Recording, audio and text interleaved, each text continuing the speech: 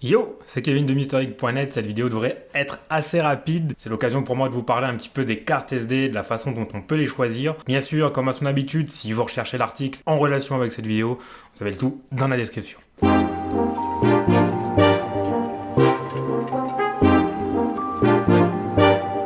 Aujourd'hui, c'est un peu difficile de choisir des cartes SD, surtout si on ne connaît absolument pas le marché. Il y a beaucoup d'indications différentes. Moi, je vous apporte une façon simple et rapide de choisir vos cartes SD. Aujourd'hui, les cartes SD, on les retrouve principalement dans tout ce qui est appareil photo numérique, caméra, caméscope, téléphone portable, smartphone, etc. Donc là, potentiellement, là-dedans, j'ai une carte SD qui me permet, par exemple, d'enregistrer en 4K.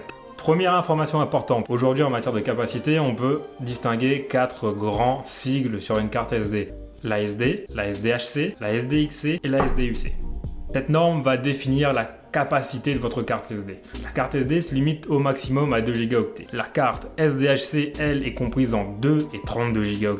La SDXC en 32 et 2 Teraoctets. Et dans l'avenir, nous aurons droit à du SDUC dont la capacité sera comprise entre 2 Teraoctets et 128 Teraoctets. Donc des formats comme ça, vous en avez 3. Vous avez la carte SD, la mini SD que je n'ai pas, et puis finalement la micro SD que vous voyez ici.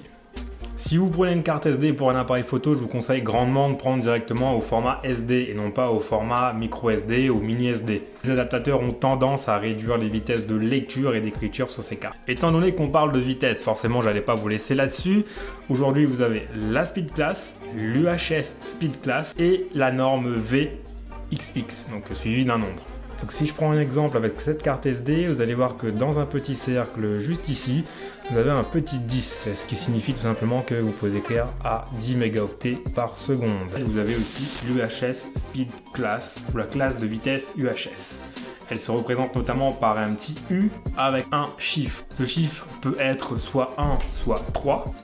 Lorsque vous avez un petit U avec un 1 à l'intérieur, c'est aussi du 10 mégaoctets par seconde. Si vous avez un petit 3, ça signifie que vous pouvez écrire à 30 mégaoctets par seconde. Là où c'est le plus simple aujourd'hui, ce sont les indications V, en l'occurrence V6, V10, V30, V60 et V90. Ces différentes indications donnent directement la vitesse d'écriture de votre carte SD. Et là-dessus, pas de surprise, car vous savez que si vous prenez une carte V90, vous allez pouvoir écrire à 90 mégaoctets par seconde. Ça fait 720 mégabits par seconde, ce qui est plus que suffisant pour enregistrer ne serait-ce qu'en 4K, 422 10 bits par exemple avec le GH5. J'ai ceci à vous montrer. Et ici, vous pouvez tout simplement voir une carte SD V60. Ça peut intéresser donc les photographes, les amateurs de vidéos, sinon les personnes qui ont tout simplement besoin de cartes SD à haute vitesse d'écriture. Moi, je vous invite beaucoup à voir l'article qui se trouve en description. Je vous ai fait une petite liste des cartes SD à prendre. Généralement c'est du V90, du V60 et du V30 pour débuter. Merci à tous d'avoir regardé cette vidéo jusqu'à la fin. Si vous avez des questions, n'hésitez pas à lâcher un petit commentaire, à lâcher un pouce bleu également si vous avez aimé ce que j'ai fait. Aussi, si vous voulez me suivre, je suis disponible sur Facebook, Twitter, Instagram. Surtout sur Instagram, je fais des petites photos et des stories en ce moment. C'est marrant à voir. En tout cas, merci à tous et à bientôt.